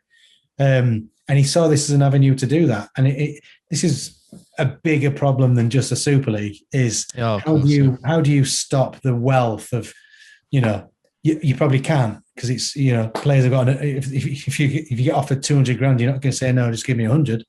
So something somewhere has got to give, and I don't know what it is. And it might be something that's got to be really harsh and say, listen, that's your salary cap. You choose who you want to play for. If you've got 3 teams after you and they're all going to pay the same amount, then you'll find out if Mo Salah wants to play for Liverpool or Real Madrid, or Bruno Fernandes wants to play for Man United or Barcelona. Same wage. But is that unmanageable? Is it impossible? I don't know. And they'll then I look at York City as well. I look at York City players, and they've got 2 pennies rubbed together. Yeah. It's so you look at it from different angles, don't you? Yeah. One week of Pogba's salary would keep York City afloat. Another team's Bradford, Park Avenue. So there's. Sorry, I've gone way off kilter there, haven't I? But the finances of football are what motivates a lot of the stupidity in the ideas this week. Clearly, no, it is, and fan pressure on like we're about to go. We're about to say, oh, Phil needs to get. Fans are saying Phil needs to get his checkbook out to sign so and so and so and so and so and so. I we mentioned a dominant centre half earlier, and I said, he's going to cost money, and that obviously puts pressure on chairman then to deliver, and they, not all of them are, oligarchs with billions to their name that they can write off, or there's accusations of money laundering. I'm not going to name names there, but and stuff like that have come through, and there's a guy at Huddersfield who's trying to run it as honestly as he can, but he's obviously not as well off as some of these guys, and the money has to come from somewhere to deliver. So it should. I mean, FFP came in; it was a bit of a farce, wasn't it, in the end? But there should be some way of managing teams' expenditure versus income. Well, the problem with that, Dunny, is the clubs. Everything goes to a club vote, and the clubs have only got self-interest at heart every time. This is why I'm quite excited by, the government. I don't like Boris Johnson that much. You won't find me praising him too much, but I do like what they've said about, the governance of football and looking into it. And I think that's a great step forward, and I support that fully. I'm not someone who pins his mask to one political party and then hates everything anyone else does. I'll say good, bad, or whatever. And I think that's a great move from the government. I really look forward to that. Something needs to happen. Something needs to happen, but whether it will or not. Excellent. Shall I throw a spanner into the works here? Because there's something that I've been I won't say keen on, but something that I would have accepted a long time ago, which has come back around now off the back of this, and that is a British Premier League. I hate the idea of dropping Rangers and Celtic into the Premier League. I genuinely hate that idea because it ruins the rest of Scotland. And I'm my wife's Scottish. My cousin, who's one of my best mates, is he's half Scottish. He supports Rangers, and he's a Scotland fan. My brother-in-law's obviously he goes to watch Scotland, so I care about the future of England, Scotland, and Wales, and all of them really. And for me, the Premier League has really sort of kiboshed the SPL, and the SPL have really sort of messed themselves up with the TV deal they did with going off to Setanta, and then Sky lowballed them. But I care about the future of all British football really, and for me, if you dropped Rangers and Celtic into the Premier League, sure, it'd be a great spectacle, but it would ruin the rest of Scottish football, and it would really cast them off as minnows forever, and that wouldn't be good for anybody. But I rather sadly many moons ago created a this is really sad, sat there and spent a couple of evenings on Football Manager 2012, and I created a British league system on there, which is still available. But and I would not be against the idea of leagues combining in terms of teams have got to earn it through promotion. Obviously, you can't just drop them in. But I would not be against the idea of combining. The UK is joint together. It's not like you join in the English Premier League and Australian A-League, for example. I would not be against this, and I know I would be in the minority for this, in terms of maybe in this and online, but a sensible approach to bringing Scotland and and potentially Northern Ireland teams into a structure which supported everybody, not just the main ones at the top, which allowed teams such as Aberdeen, Ross County, whatever, to progress. Yeah, absolutely. Everybody. This is for everybody, not just for two clubs.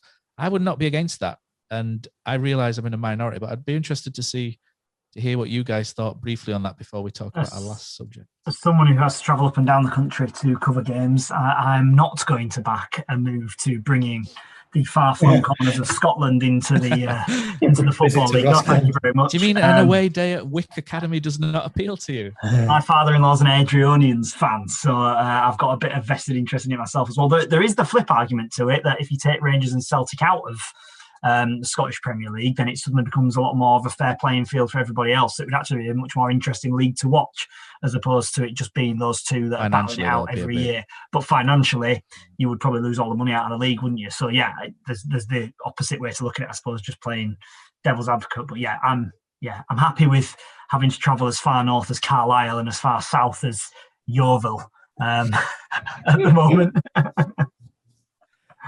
I think. I mean, I've my whole family's Scottish, so Hamilton Accies was my dad's team, and I've been up to see them a few times, weirdly, in the last few years. And need a proper pitch though, Dunny, none of this plastic stuff. The stand, yeah. I mean, bless them. The standard is poor. You know, there's lads literally playing in the Scottish Premier League for Hamilton Accies that couldn't get a game in the English Second Division, stroke National League. York City players have played for Hamilton Accies in the last 2 seasons. You've got Rangers and you've got Celtic, and to be honest, you know one of them's winning the league every season. Since 1983, Scotland are in that position where they need the rest of the teams need Celtic and Rangers. You've said it, and you, Johnny, you've also said it. Take them out, and that league goes. It's as simple as that, and it's not the best standard anyway. And my fear would be that Rangers and Celtic, as heavily supported as they are, and as you know, they're massive clubs, they would still need some rich guy to come in. My fear would they turn into a Sunderland or a Newcastle, and then what? You know, Celtic go through the bottom. That'd be interesting because they've never not had success before, so that'd be quite an interesting. Yeah. I just think, I think, a British Cup maybe, but I think we're looking at alternatives to, you know, because of what's happened this week, aren't we? Thinking of other ways, but there's not much wrong, you know. The way football is, you may be looking for something that just isn't there. You know, just leave it. Yeah, just maybe. Yeah, these geniuses, these are multi-billionaire businessmen came up with a plan that was scuppered within 36 hours. You know, these are the supposedly the clever businessmen, and their idea was beaten down pretty much straight away. So yeah, I think we can all look for trying improving things, but other than tinkering, I'm not sure massive changes is. I wouldn't say needed, but can be achieved. Some good comments online though, Brady, because Colin Vronchak says he'd love to see us lose 2-0 away at Airbus UK. And El Bubio says the new meaning of a rainy Tuesday night in Aberystwyth. So exactly. Well, Matt, I was going to say, you know, when 6 clubs were leaving, we're closer to being a top 30 club down, and now you want to add more teams into it, so we're putting us even harder. Competition, mate, it's what it makes it go round. Very true. Yeah, no, it'd be interesting. I think, like I said, this is a starting point. I agree with Dunny. Like, I'm not sure. I think that throws up a lot of questions, and you know, I think that's where it's a long conversation. But maybe a British Cup, I think that'd be a good shout. But yeah, it's a tricky one, isn't it? And let's be honest, we're putting the world to rights a lot tonight, but I think that's one that might be a bit too far for us. There used to be an English Scottish Cup, didn't they, in the 1970s? I think. I can't the quite Fairs remember. Cup. The Fairs Cup. No, was it Texaco? Was it Texaco Cup? Was it something? I can't remember. There was the Anglo. There was an Anglo-Italian in the 90s, wasn't there?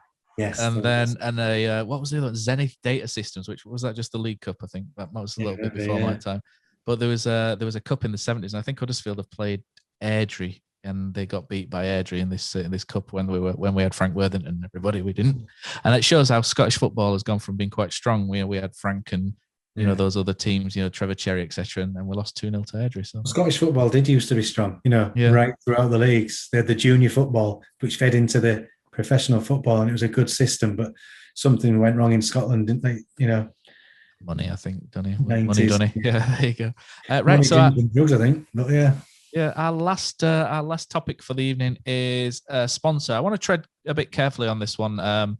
So, in light of the European Super League, quite a fragile time, if you like, when fans are asking their clubs to be a bit more sensitive to maybe turn their back on bookies and firms as shirt sponsors that they deem unethical, which is obviously difficult for some because sponsorship money. A lot of clubs aren't in a position to turn down sponsorships from certain people. Town, who have supported some really amazing charities this season and given great opportunities to many, Magic Rock. I went and bought a Magic Rock shirt. The shirts are quite cheap, so I went and got a Magic Rock one the other day when I was down at the club. It looks great. I love that. Town decided last night to go with Strikes Limited for the game. A cursory look at their Twitter account of Strikes made for some uncomfortable reading, some abusive tweets towards Alan Sugar amongst other things in there. Some of it a bit unprofessional, of which the company claims they were hacked. Just going to cough. Excuse me. So I look at Huddersfield as an area, and it's an area which has struggled through COVID. Dunny, if you need to get off, that's no problem. I will go because it's just starting to get dark, and they want me to work my magic on the. I hope it's nothing to do with the lights or anything like that. So conveniently going, Dunny. Thank you. Cheers, Johnny. I'll see you Tuesday, Saturday. See you, Brady. Thank you. Thanks, Johnny, for coming on. Thanks for having me. Thank you. Take care. Have a good night. Cheers. Bye. Bye now. There we go. Right. What a legend that guy is, eh? And so Huddersfield's an area which has been affected by COVID and the pandemic. There's people that have struggled throughout the pandemic. People have lost their jobs, been made redundant. Many who worked for Huddersfield Town have been made redundant and lost their jobs as well. That's important to remember. A lot of people there.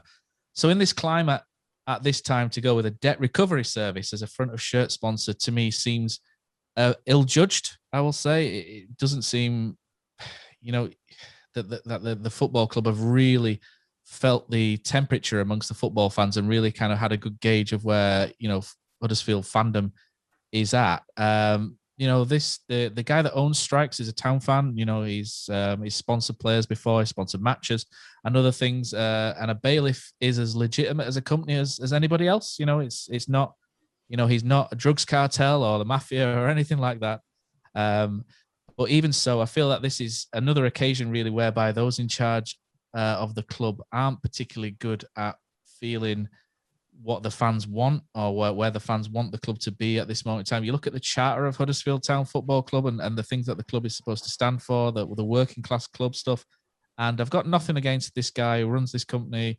If he's been hacked, he's been hacked. If he's not, I'm not going to make any snap judgments on that at this moment in time. But for me, as a Huddersfield fan, a debt recovery service on the front of a shirt, showing out to everybody on iFollow, doesn't sit very well for me. It's I think maybe 6 months ago, maybe no one would have batted an eyelid at this, but I think where football is at the moment, I think in terms of the European Super League, a mate of mine thinks I'm wrong about this, which is fine. That's absolutely acceptable if you don't agree with me. But I just think that Huddersfield Town have been a bit careless, thoughtless. There's probably a few stronger analogies some people have lost and used. And there's the potential to lose support over this as well. You've seen people on social media saying, do you know what? This club is not what I thought this club was. I don't want to be associated with the club if this is the route that they're going down. And again, for me, it's an own goal. You look at Mark Devlin, for example, and Mark Devlin sat on the Huddersfield Town family-friendly Facebook group, and he sat there and he said, my daughter works in social media, so she's giving me some tips. I don't really see this coming through very much. They deleted the tweet whereby they've gone, stripes, strikes and the whole thing. I just don't get why you tweet about it. I don't we can talk about the actual sponsor itself, but I spotted the tweet myself. I was on my way to get a coffee over at the little retail park with Oggy when I spotted it and said, what is this? And they do it, you're right, to highlight the fact they do some brilliant stuff with charities on their shirts, which a lot of clubs never go anywhere near. So they absolutely deserve the credit and the praise for that. But it's not the first time that they've got it wrong with a sponsor, is it, on a shirt? And the last time they did it, you mentioned the charter there. I used the charter against Sean Jarvis in the interview with him afterwards, because the first two things it said were honesty and integrity. And I said, have you been honest and had integrity over the last 48 hours, Sean, when the whole Paddy Power situation was kicking off? And you could tell he knew they hadn't. Listen, clubs need money. Clubs can have sponsors. Lots of clubs have betting firms on there, and it's a little bit uncomfortable with me, and I know with a lot of other people, the relationship between betting clubs and between betting firms and football is far too close. It just leaves a bit of a bitter taste, doesn't it? It just doesn't sit very well in the mouth. Yeah, do you know what? Pozza wanted to be on tonight. He was all fired up, and I said to him, "Do you want to send me a voice note and I can put it on?" And he ended up sending me about 15 different ones, like 5 minutes long. I'm like, mate, I can't put these in. It's an entire podcast. But he did put something, and I did want to feed this in as well, just to see what us think about this. And obviously, he goes by Ginger Ogre on YouTube if you want to follow Pozza. So I had to add a little bit of an intro for him because that's my thing, isn't it? What was that? Sorry, carry on. Anyway. Ogres have layers. Another example last night, another dropped bollock, if you will, with regards to the sponsor. Before I sort of move on to that, there's absolutely a place for bailiff companies in this world. Don't have a problem with anybody who is a bailiff or works in that sector at all. I've used bailiff companies at work, and they're generally good guys who are doing a difficult job in difficult circumstances afterwards. But the sponsor we had last night seems a little bit different. Again, fans, other people found stuff out about that company within a very short space of time. Why did the club not just do some basic checks? Not on this particular sponsor as its own, but all of them. Does the company that we're putting on the front of our shirts align with the values of the club? There's been an article this morning saying that the owner of said business has come out and said that he got hacked. I find that very hard to believe, given the tweets that were in there. Mixed in with promotional tweets in between all the the nonsense that it was spouting. Also, he stated that he's been unable to get into that account for I think 2 years. He said, but it suddenly sort of just disappeared. That doesn't really seem like that's right. But take it from there. But still, we're in this position again because of poor work in the summer, not getting an actual season-long sponsor. They brought in this idea, which I actually think were a really good idea, really good for small businesses and local businesses to have a chance to have their name on the front of the shirt. But again, something's gone wrong, and we've just executed it so poorly. I mean, it takes 10 minutes worth of Googling, do a little bit of due diligence on this. And if you find things you don't like, say, thank you very much, thanks, but no thanks. Do they not care? Were they happy just to take the money and bang any name on the front of the shirt? Could have been a whole lot worse if that's the case. Again, it's worrying, certainly to myself, and I know many other fans, that so many errors just keep happening. And do they know the feeling? Do they know the strength of this feeling? Do they know that it's growing within the fan base? There's a lot of very, very good people that work at that football club. I put a tweet out this morning saying similar. But at the moment, they're just, everything that is good that they're doing is just being dragged down and pulled down by those above. And do they even know? Does Phil know what's going on? Does Mark Devlin know? As people who are the top people in the club, do they know what's actually going on? I think when season cards, I know they are on sale, but I think the sales will be in for a massive shock as a fan. All you need is a little bit of hope. If that's what you need that hope to go down and part with your 250 quid, with your 300 quid. At the moment, for me, absolutely no hope whatsoever. Nothing to cling on to, nothing to be proud of. What's it going to be then?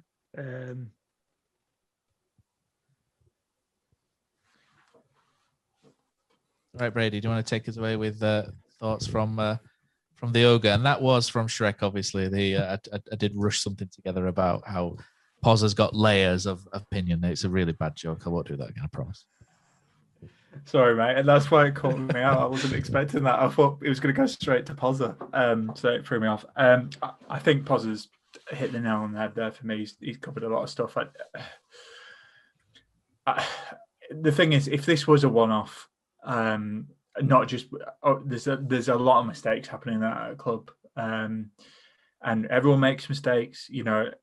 It happens. I make mistakes in my job. I make mistakes on this podcast, which you're quick to make people aware of, Matt. I just made one a minute ago with that dodgy intro, so there we go. Exactly. But I suppose it's on your personal beliefs and how you feel. It doesn't sit right with me. I think it's a bad look, like you say, when they've had to furlough their own staff. That's not to knock those companies. Again, this isn't a politics podcast. But yeah, it's just not really a good look for me. I think just, I work in marketing. I just think thinking of that from a marketing perspective, like that is just going to go wrong. They always do the looking good tweet to whoever sponsor it is. But again, it's like brainless. It's again thinking you're opening yourself up to backlash. It's like Gozzy bangs on about the social media every week, but again, it's like quick to talk about the positive stuff, but the negative stuff they try and hide. Like again, when we got beat 7-0, they wouldn't even put the score, on the social media. But yeah, I mean, I don't like having gambling companies on. I think Johnny was right to have a go at Sean Jarvis about the Paddy Power thing. I think that was awful optics, just relegated after one of the worst seasons. And let's take the mick out of Huddersfield Town. It's just. It's disappointing, really, for me, and I don't want to get too much into it and go on a rant, but it's a small thing, and maybe it seems like I'm blowing it out of proportion, but I think given what's happened with this club in the last 3 years on and off the pitch, it's just another one of those things that because things aren't going well on the pitch and off the pitch, it just adds to it, and it's not a good look. Look at some of the comments coming through as well. Colin Fronchak says he loves Ian Dunny. He was nearly squashed to death in the cowshed when he smashed in that 4th versus Carlisle in the Autoglass Trophy. That was one day. Was that out? Brady, obviously, I don't think you were born, you whippersnapper. And Ian Dunn scored against Carlisle in the 4-1, the Northern Area final, and he spun on the edge of the box, hit it left-footed into the top corner, and I was right behind it in the cowshed. It's one of the sort of the happiest memories you take as a child. So it's great to have Dunny on whenever we can as well. But Cole Axley makes a really good point here, where it's the club should offer free sponsorship space to a debt charity like Step Change as a response there, just to kind of own the mistake that they've made. I think that's a really good point, and I think that would go some way to just kind of saying, do you know what, maybe not. And I feel a little bit for those involved with the other company as well at the same time, because they're probably getting a bit of stick at the same time, but I think that would be a positive step as well, Brady. Yeah, definitely. I think, like I said, we all make mistakes. I think owning up to it. And I think what Colin said, I think that'd be a great thing to do. Again, I think it's just a bit of a wider point. Like, we don't come on this to criticise Town every week, because we're all Town fans and we want them to do well. So, like I say, I think it's just, I hope, again, with a lot of things, it's a chance to learn and to learn from their mistakes and, come on a good path now with a lot of things. And, this is a small thing from it. But anyway, we've been on long enough, so I'll shut up. Yeah, let's give everyone else the final word. John Smith says it was the Home Nations Cup, was the England-Scotland thing. I think... yeah, that rings a bell. Cole says the Zenith was another cup to replace European games during the Heysel ban. So that's interesting to know. I didn't know that. Steve Blackburn says, I won't be surprised if Phil gets us to wear Babe Station on it next, because we're getting shafted. Which I appreciate the joke. John Earnshaw says it was like when Newcastle had Wonga on their shirts. No one seemed to notice the irony of millionaires running about with a payday loan company advertised on the chest, which, good point there, John. So and then James Whittaker's on, so you can catch James on the preview show with Brady as well, which you've got a good preview show out for Blackburn as well, which has dropped this morning, which is great. Another aspect of this is the company specialised in traveller enforcement. Is this an appropriate way to talk about an ethnic minority? Would it be permitted if it was any other racial group? And again, it opens up different cans of worms, doesn't it, when you look at that? And I think it just goes to what Pozza said about due diligence. Just 2 minutes on social media there would say, do you know what? Maybe we shouldn't put this on the front of the shirt. So hopefully there's a response from Huddersfield Town. And boasting about evictions as well on social media, not a good look. So hopefully there's a suitable response from Huddersfield Town on this. If not, then potentially that could, it will alienate a lot more people from the football club who've perhaps found themselves or found that it's not as much to their liking as maybe what it used to be. And, it also proves that football is not just about results. It's also about how, your priorities and your feelings align with a football club as well. And, there's more to it than results on the pitch, and hopefully Huddersfield Town will turn this around. So last word to you guys. Have you got anything else that you would like to round up on, or should we just let everybody have a rest after it was going off on one for this amount of time? No, I'll try and end it on the positive note. Listen to the preview show, because that Blackburn fan thinks we're going to win. He's convinced. Good lad is Ryan, isn't he? Yeah, he's a good lad, Ryan, from Rowe's chat. So yeah, if that doesn't cheer you up, we've got a good chance of getting 3 points. So let's hope we do on Saturday. And you've got Dunny there as well, the good luck exactly. Chance. There you go. That's all you need. There we go. And so here's to hopefully a winning performance on Saturday. So thanks everybody for listening. Thanks to you guys online. There's been some really good chat, and hopefully we've broached those subjects, to everybody's satisfaction on either side. So.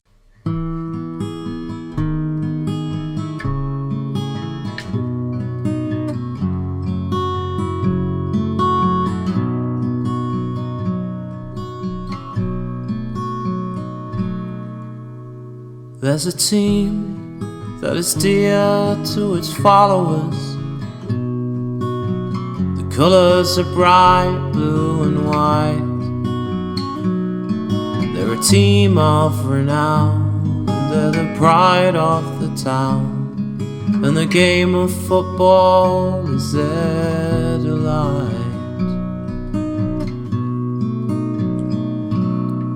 And all the while upon the field of play, thousands loudly cheer them on the way. Often you can hear them say, who can beat the town today? And then the bells will ring so merrily, and every goal shall be a memory. So town, play up and bring that cup back to Huddersfield.